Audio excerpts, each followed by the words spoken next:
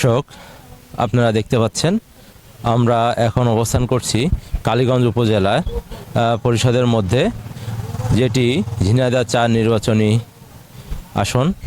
এখানে স্বতন্ত্র প্রার্থী হিসাবে মনোনয়ন জমা দিবেন আজকে উবাইদুল হক রাসেল।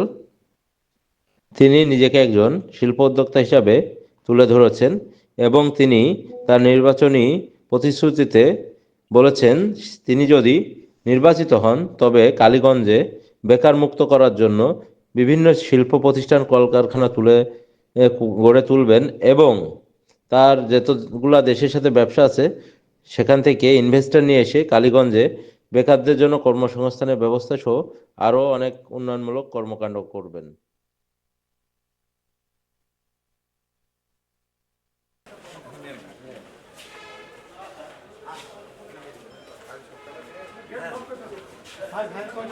বিসমিল্লাহির রহমানির রহিম।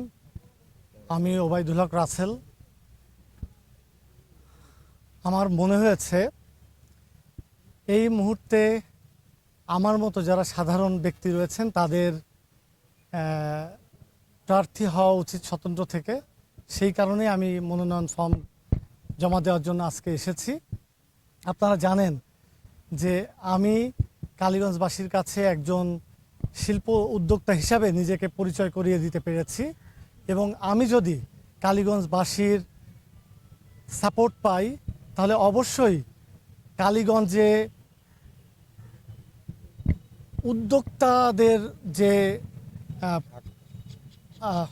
আগ্রহ রয়েছে, আমার বেসিক্যালি আপনারা জানেন যে কালীগঞ্জ সুগার মিল অনেক পুরাতন একটা মিল, ঐতিহ্যবাহী মিল। তো এই সুগার মিলকে আধুনিকায়ন করে অনেক কর্মসংস্থান আমরা করতে পারবো বলে আশা করি এবং আমি বিভিন্ন দেশে যেহেতু দেশের সাথে ব্যবসা করি, আমি যদি কালীগঞ্জে একটা স্পেস করতে পারি বা কালীগঞ্জের মানুষ যদি আমাকে সাপোর্ট দেয় তাহলে আমি বিদেশি ইনভেস্টমেন্ট নিয়ে এসে এখানে অনেক কর্মসংস্থান করতে পারবো বলে আশা প্রকাশ করছি। এবং আমার মনে হয় যে সন্ত্রাস, মাদক এইগুলো আমরা কর্মসংস্থানের মাধ্যমে দূর করতে পারি।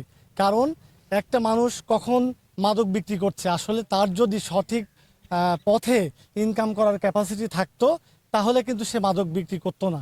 সো আমরা যদি কর্মসংস্থান সৃষ্টি করতে পারি কালীগঞ্জের অনেক সমস্যা সমাধান করতে পারবো এবং আমি যদি কালীগঞ্জবাসীর সাপোর্ট পাই তাহলে অবশ্যই সুষম বন্টনটা নিশ্চিত করব বলে আমি আশা রাখছি। ধন্যবাদ।